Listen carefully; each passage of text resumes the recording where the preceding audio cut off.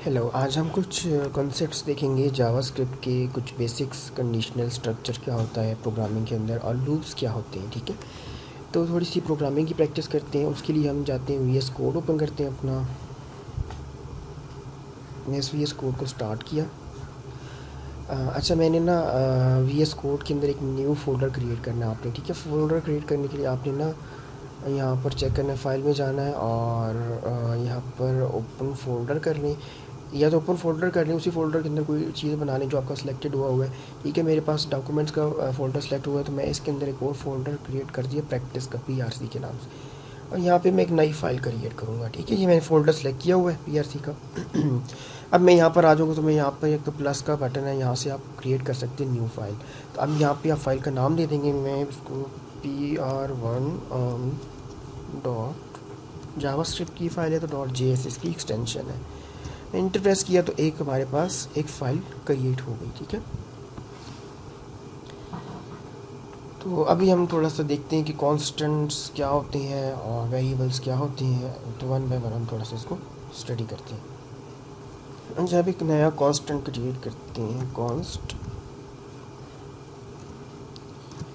इसका हम ले लेते हैं फर्स्ट कॉन्स्ट के नाम से, नाम दिया मैंने, और इक्वल टू इसके अंदर मैं कोई वैल्यू स्टोर कर देता हूँ 5। ठीक है, तो हमारा कांस्टेंट एक क्रिएट हो गया फर्स्ट कॉन्स्ट के नाम से।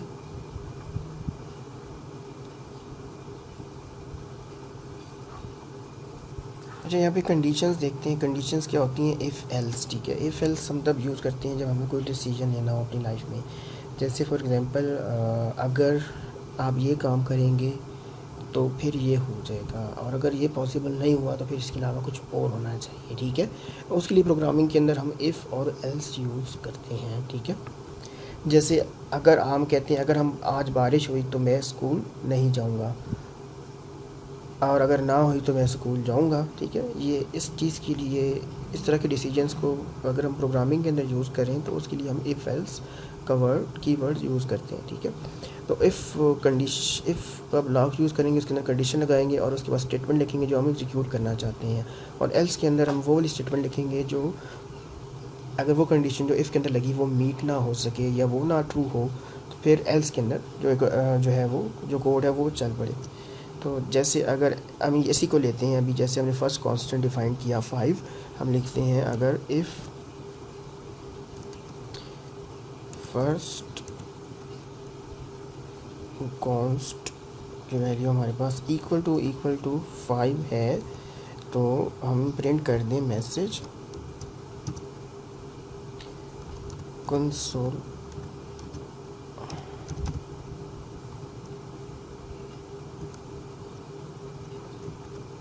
इसके अंदर हम लिखते हैं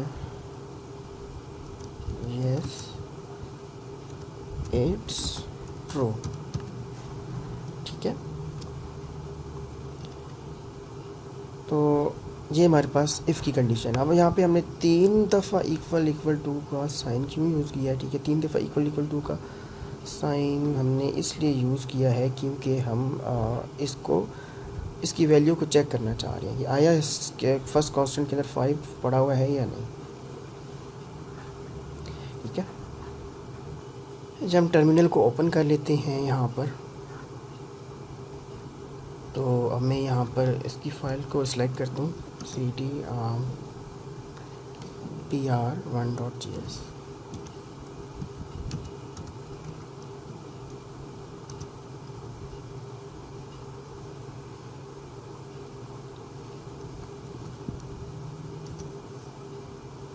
PRC ही सिलेक्ट है हमारे पास।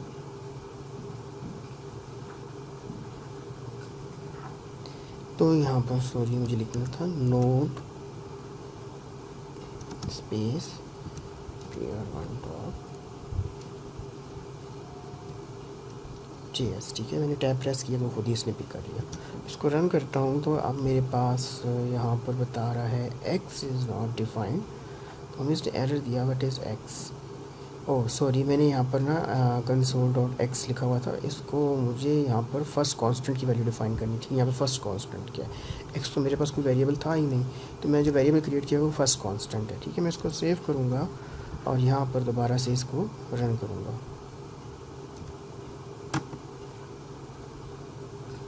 दोबारा से मैं कमांड लिखती हूँ नोट टैब दबाया, मैंने इससे पिक कर दिया खुद से, और अब इसने मुझे बता दिया 5 और येस इट्स ट्रू। ठीक है, तो मैंने यहाँ पे कांस्टेंट जो चूज़ किया था वो फर्स्ट कांस्ट की वैल्यू मेरे पास 5 यहाँ पे लिखी थी मैंने, और उसके बाद कंसोल डॉट लॉग लगा के मैं इसको फिर इसी वेरिएबल को प्रिंट कर दिया। ठीक है, जो कि इसने मुझे यहाँ पर 5 प्रिंट करके दिखाया है। नेक्स्ट मैंने कंडीशन लगाई थी इफ़ की, if first code equal to 5, तो हमें मैसेज प्रिंट कर दो येस इट्स ट्रू, अदरवाइज़ की तो हम बाद में देखेंगे। फ़िलहाल हमने जस्ट इफ़ की कंडीशन लगाई है। तो क्योंकि मेरे पास फर्स्ट कांस्ट के अंदर 5 पड़ा हुआ है, तो यहाँ पर इसने मुझे 5 प्रिंट करके दे दिया। अगर मैं यहाँ पे इसकी वैल्यू को चेंज कर देता हूँ, 6 लिख देता हूँ, अब चूँकि इसके अंदर 5 पड़ा हुआ है और यहाँ पे मैंने कंडीशन चेंज कर दी है, तो अब ये क्या करेगा। ठीक है, हम इसको रन करती हैं।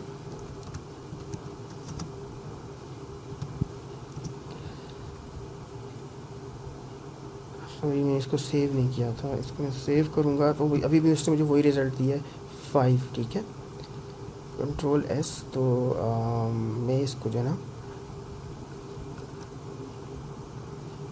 दोबारा से इसको रन करता हूँ।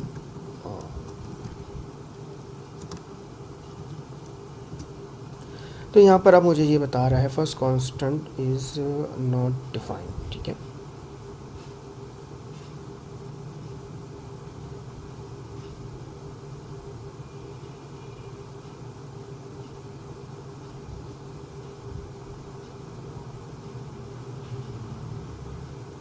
और सॉरी, यहाँ पर मैं इसे पी प्रेस कर दिया तो ये मेरे पास इसकी वैल्यू चेंज हो गई, जिसकी वजह से मुझे ये एरर आया।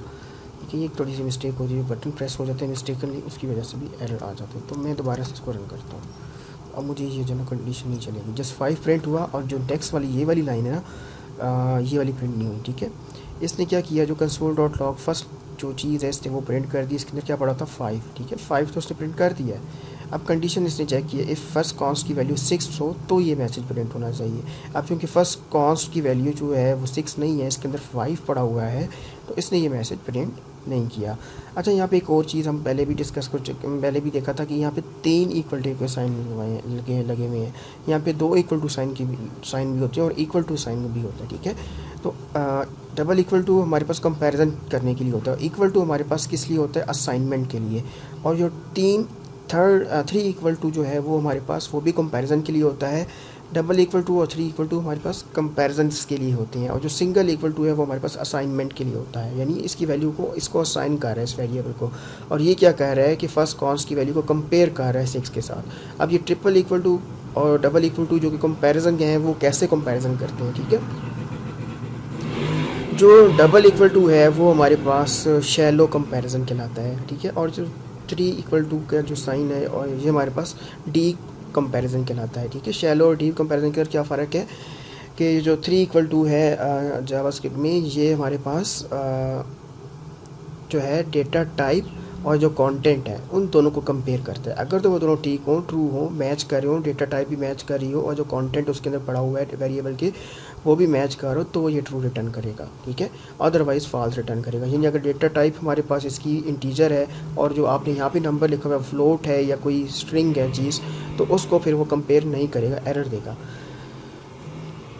ठीक है, तो डेटा टाइप दोनों की सेम होनी चाहिए, वेरिएबल की और जो आप कंपेयर करना चाह रहे हो उस वेरिएबल की, उस चीज़ की। ठीक है, तो अगर हमारे पास डबल इक्वल टू हम यूज़ करें तो उसके अंदर डेटा टाइप को नहीं वो कंपेयर करता है, बल्कि उन कंटेंट्स को ही कंपेयर करता है जस्ट। ठीक है, तो उसमें इतना एरर नहीं आता, वो शैलो कंपैरिजन कहलाता है। इसलिए डीप कंपैरिजन बेहतर होता है, क्योंकि ये डेटा टाइप्स और एग्जैक्टली मैच करता है कि वो कंटेंट्स और उसकी डेटा टाइप इक्वल है या नहीं है। ठीक है, यहाँ तक क्लियर है। अच्छा, ये तो हमारे पास इफ़ की कंडीशन थी कि अगर इफ़ की वैल्यू 6 हो तो हमारे पास ये चीज़ प्रिंट होनी चाहिए। अब चूँकि 6 नहीं है तो फिर क्या करो, तो इसने कुछ नहीं किया। ठीक है, तो उस चीज़ के लिए अगर ये ट्रू नहीं हो जो इफ़ की कंडीशन है, तो हम यूज़ करते हैं क्या, एल्स, ठीक है। अगर हमने कहा था, पहले भी कहा था कि अगर बारिश हुई तो मैं स्कूल जाऊँगा, अगर नहीं हुई तो मैं नहीं जाऊँगा। तो ये वो वाली कंडीशन है, अगर बारिश हुई तो मैं स्कूल नहीं जाऊँगा, अगर बारिश नहीं हुई तो मैं स्कूल जाऊँगा, ये वाली कंडीशन तो हमने लगाई नहीं है। उसको लगाने के लिए हमारे पास क्या है, एल्स। एल्स के अंदर क्या लगा दो, एल्स के अंदर आप कोई वो मैसेज प्रिंट कर दो, console.log। हम लिखते हैं इट्स नॉट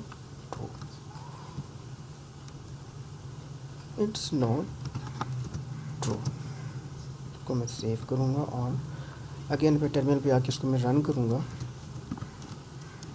क्लियर कर दिया मैंने और नोट साथ इसको मैंने दोबारा चलाया, तो अब मेरे पास 5 प्रिंट हुआ, जो कि हमारे पास फर्स्ट कॉन्स्ट की वैल्यू 5 सेव हुई हुई थी और हमने कंडीशन के अंदर 6 जो है वो दी है वैल्यू और कंपेयर किया है फर्स्ट कॉन्स्ट के अंदर, तो 6 हमारे पास 5 के बराबर नहीं है।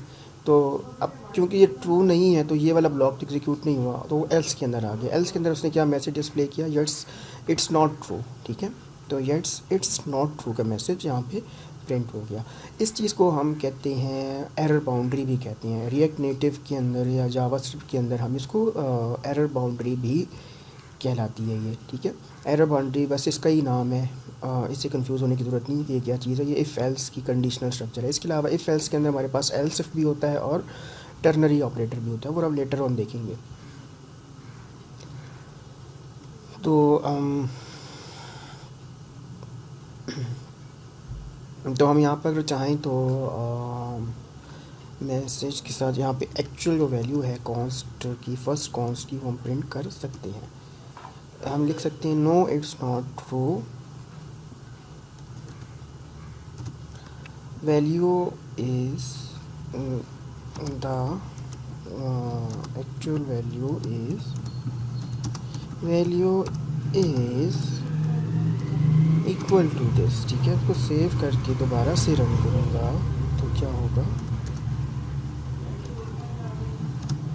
टैब प्रेस किया और इंटर प्रेस किया।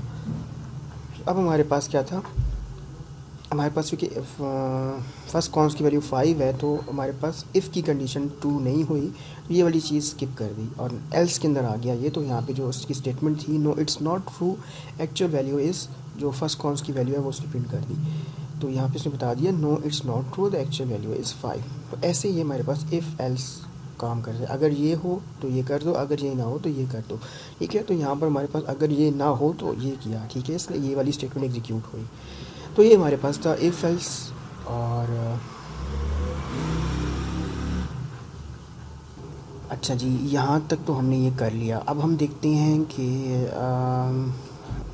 अगर हमारे पास मल्टीपल चॉइसेस हों, उसमें से हमने एक चॉइस चूज़ करनी हो, ठीक है। जैसे हमारे पास मल्टीपल कंडीशन हम लगाएं, ठीक है, उसमें से एक कंडीशन ट्रू हो तो फिर उसके लिए क्या करना पड़ेगा, उसके लिए हम एल्स इफ यूज़ करेंगे, ठीक है। अभी एल्स इफ़ क्या होता है, जैसे इफ़ एल्स है तो इसके अंदर 2 कंडीशन है, अगर पहली ट्रू नहीं हुई तो फिर दूसरी चल पड़ेगी, अगर फिर दूसरी भी ट्रू ना हो तो फिर क्या हो, तो उसके लिए हमारे पास फिर एल्स इफ हमें यूज़ करना पड़ेगा। यानी अगर ये कंडीशन ट्रू नहीं है तो फिर नेक्स्ट चेक करो, फिर अगर वो ट्रू नहीं तो फिर उससे अगली चेक करो। इस तरह करते करते जब तक कंडीशन मैच ना हो जाए तब तक वो आप चेक करते रहो, ठीक है। जो ये कंडीशन मैच हो जाए तब आप जो है वो स्टेटमेंट एग्जीक्यूट कर दो, बाकी स्किप कर दो। तो हम उसके लिए मैं अब जो है इसी चीज़ को ही दोबारा कॉपी कर रहा हूँ यहाँ पे, तो इसी को मैं यूज़ करूँगा ताकि हमारा टाइम बच जाए।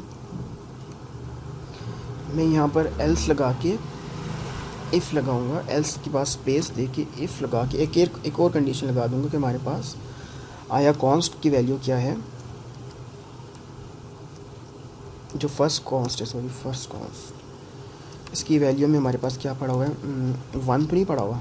अगर 1 पड़ा हुआ है तो ठीक है, नहीं तो ये स्टेटमेंट प्रिंट कर दो, ठीक है। अब इसमें तो हमने बता दी ना कि एक्चुअल वैल्यू 5 पड़ी, मैं इसको ना बताऊं तो, ठीक है, मैं इसको नहीं बताना चाह कि क्या पड़ा हुआ है, इट्स नॉट ट्रू, बस यही मैसेज प्रिंट करो, फिर चेक करो।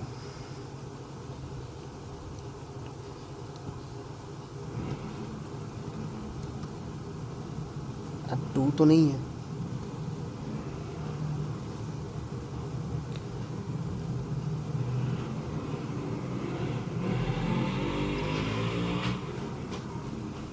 तो हम लिख देंगे यहाँ पर इट्स 2।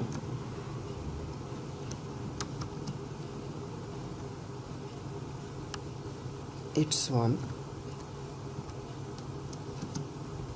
मैं इसी कोई कॉपी कर रहा हूँ ताकि मुझे थोड़ा सा एडिट करने में आसानी हो। मैं मज़ीद कंडीशन लगाऊंगा इसमें, मज़ीद एल्स चेक करो। यहाँ पर 3 तो नहीं पड़ा हुआ, तो लिखते हैं 3। इस तरह मैं मज़ीद कंडीशन लगाता जाऊँगा। लाइक अगर यहाँ 4 तो नहीं पड़ा हुआ, लिखते हैं यहाँ 4 है। मज़ीद यहाँ पर मैं चेक लगाऊँगा, अगर यहाँ 5 तो नहीं पड़ा हुआ, 5 लगा देंगे। इसी तरह आप जितने मर्जी कंडीशन लगाते जाएं लगती जाएंगी। यहाँ 6 तो नहीं पड़ा हुआ, 6 तो 6। और फिर लास्ट में ना फ़िलहाल एक्स जो एल्स पड़ा हुआ है इसको मैं हटा रहा हूँ। ये अगर पहली कंडीशन ट्रू नहीं होती तो नेक्स्ट कंडीशन चेक करेगा, ठीक है। अगर नेक्स्ट कंडीशन ट्रू नहीं होती तो फिर उससे अगली कंडीशन पे जाएगा। फिर अगर वो कंडीशन ट्रू नहीं होती तो उससे अगली कंडीशन पे चले जाओ। अगर ये कंडीशन भी ट्रू नहीं होती अगली कंडीशन पे चले जाओ, एंड सो ऑन। इस तरह करते करते सारी कंडीशन चेक करो ताकि कोई कंडीशन ट्रू ना हो जाए, ठीक है। जैसे कि अब हमारे पास यहाँ पे जो है क्योंकि 5 पड़ा हुआ है ना, तो ये सारी कंडीशन चेक होगी। फर्स्ट भी चेक होगी, ये भी कंडीशन चेक होगी, ये 3 वाली भी, 4 वाली भी, 5 वाली चेक होगी, तो ये ट्रू है, तो ये वाली चीज़ प्रिंट कर देगा। अब फिर लास्ट कंडीशन जो ये पड़ी हुई है ये हमारे पास इसको चेक नहीं करेगा, इसके ऊपर जाएगा ही नहीं कंट्रोल, ठीक है। तो जो कंडीशन सारी चेक होंगी 1 बाय 1 और जो हमारी कंडीशन ट्रू हो गई वो मैच हो गई तो उसको एग्जीक्यूट कर दिया इसने। और जो लास्ट वाली कंडीशन है इसके ऊपर इसको जाने की ज़रूरत नहीं, तो उसको स्किप कर देगा, ठीक है। इसको हम रन करते हैं और हम देखते हैं, तो मैं क्लियर कर लूँ पहले और उसको हम रन करते हैं। तो सॉरी मैंने इसको सेव नहीं किया था, मैं इसको दोबारा क्लियर कर रहा हूँ और फिर इसको सेव करके रन करता हूँ। मैंने जो इसको सेव करना पड़ता है, कंट्रोल एस सेव किया मैंने इसको, फिर मैंने नो प्रेस किया, टैब प्रेस की,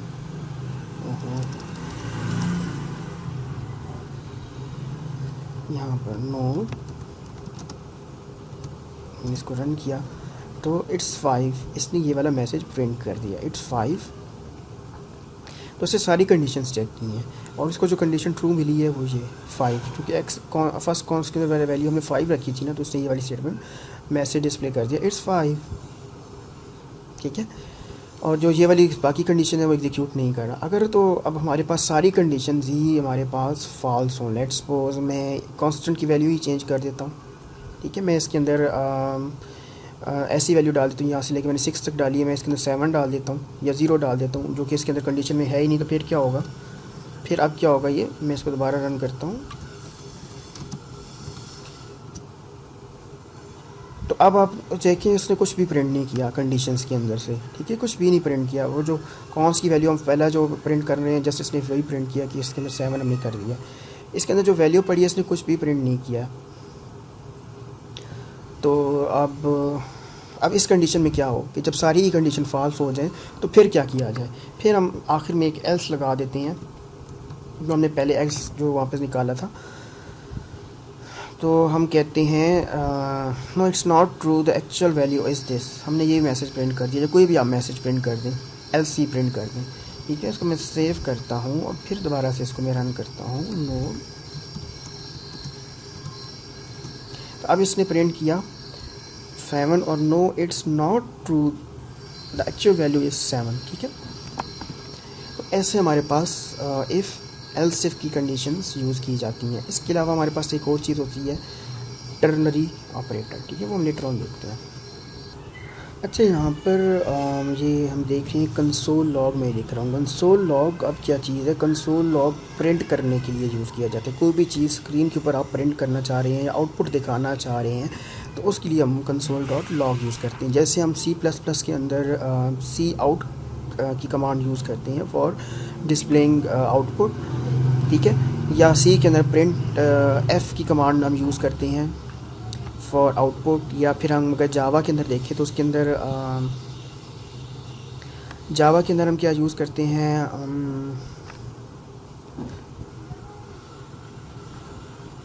system dot out dot console, I guess ये थी, ये वाली कमांड हम यूज़ करते हैं।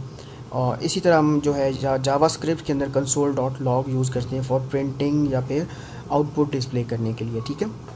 तो ये वाली कमांड्स हम यूज़ करते हैं फॉर टर्मिनल में आउटपुट को डिस्प्ले करने के लिए इन जावास्क्रिप्ट। अच्छा जी, अभी हम एक और चीज़ देख लेते हैं। इस सारे को मैं करता हूँ कमेंट।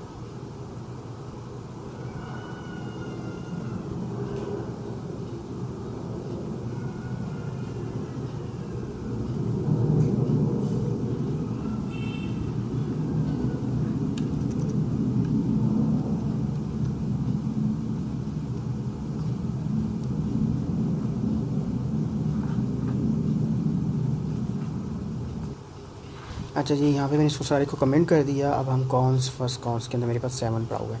अब यहाँ पे मैं टर्नरी ऑपरेटर को देखूँगा, ठीक है। मैं इसको यहाँ से कट, बल्कि इधर ही पड़ा है कॉन्स को, बल्कि कट कर लेता हूँ, कंट्रोल एक्स, और यहाँ नीचे मैंने इसको लाके पेस्ट कर दिया, ठीक है। इसके अंदर मेरे पास 7 पड़ा हुआ है। अब हम टर्नरी ऑपरेटर को देखेंगे। टर्नरी ऑपरेटर भी इफ़ एल्स की ही तरह काम करता है। सर्टेन कंडीशंस के अंदर मीट, अगर सारी हमारी कंडीशन ट्रू में जैसे सर्टेन कंडीशन मीट हो तो इफ़ एल्स की जगह हम टर्नरी ऑपरेटर भी यूज़ कर सकते हैं। अब टर्नरी ऑपरेटर कैसे होता है? टर्नरी ऑपरेटर हमारे पास क्वेश्चन मार्क यानी इफ़ और फिर कॉलम एल्स, ठीक है, ऐसे हम यूज़ करते हैं। इसको हम कैसे यूज़ करेंगे? इसको हम यूज़ करते हैं यानी हम कंडीशन यूज़ करेंगे। फर्स्ट कांस्टेंट के अंदर चेक करें कि आया वो पड़ा हुआ है 7 पड़ा हुआ है, तो फिर अगर तो 7 पड़ा हुआ है तो फिर क्या होना चाहिए? प्रिंट कर दे यानी कंसोल डॉट लॉग इधर क्या हो, यस प्रिंट कर दे, अदरवाइज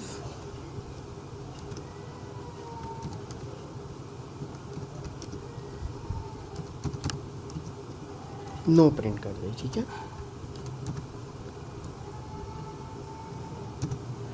इसको मैं सेव करता हूँ और टर्मिनल पे दोबारा आके इसको मैं रन करता हूँ, उसको मैं क्लियर करता हूँ।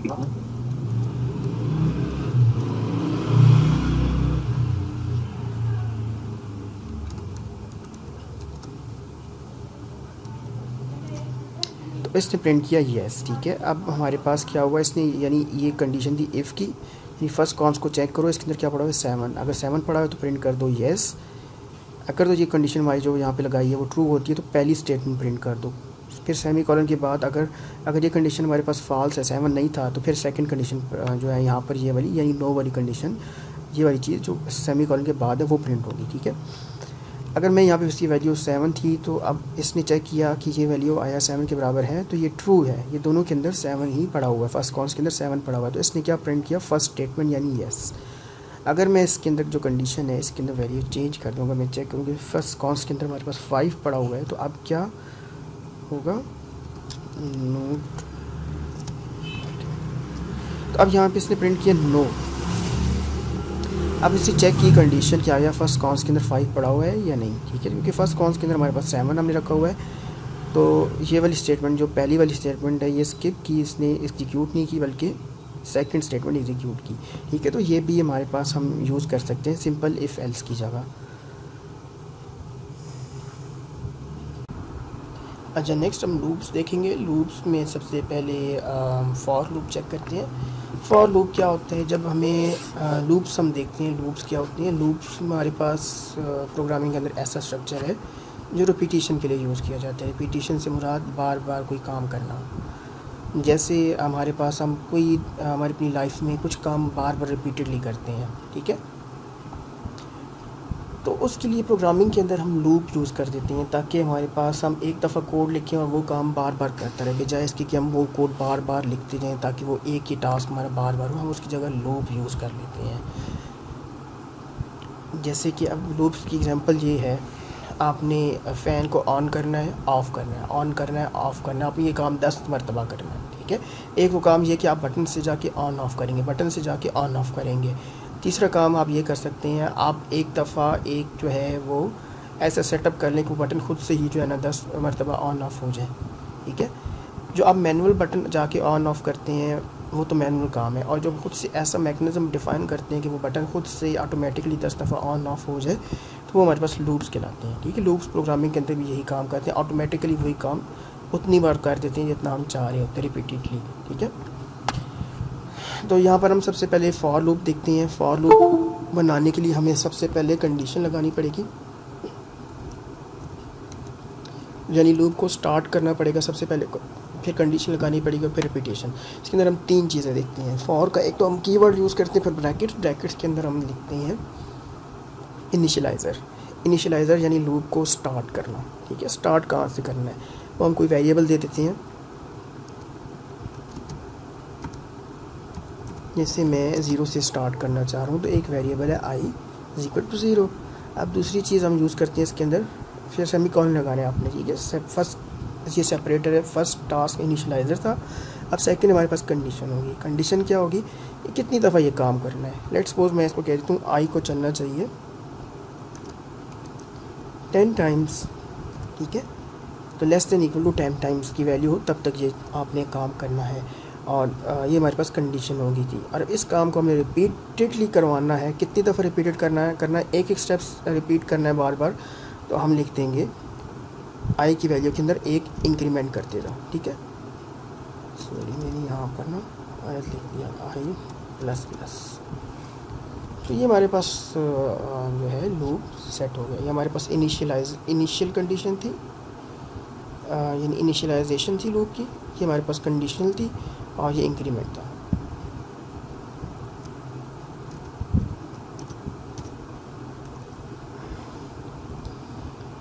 और मैं यहाँ पे कोई मैसेज डिस्प्ले करना चाह रहा हूँ कि एक मैसेज डिस्प्ले कर दूँ 10 मरतबा, तो क्या होगा, कंसोल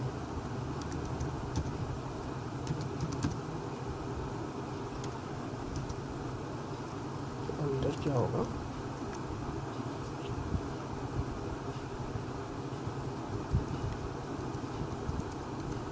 कितनी दफ़ा प्रिंट हो, मैं आई की वैल्यू भी प्रिंट कर देता हूँ।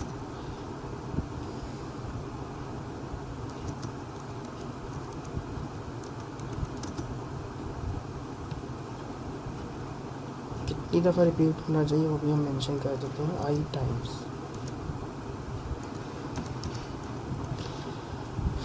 तो एक मैसेज होगा जो कि इसे 10 दफ़ा रिपीट करना है। हम इसको रन करते हैं।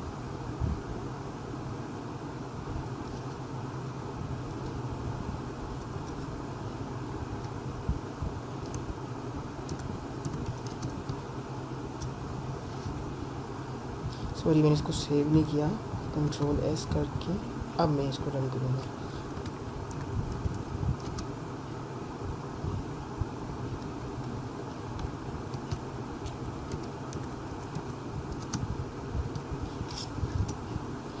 तो मैसेज कितनी दफ़ा रिपीट हुआ, मैंने मैसेज रिपीटेड 0 टाइम। 0 टाइम मतलब क्या था, जब इनिशियल वैल्यू आई की 0 थी, इसने कंडीशन चेक की आई > 10, तो आई के अंदर 0 पड़ा तो 0 > 10। ये कंडीशन ट्रू हुई।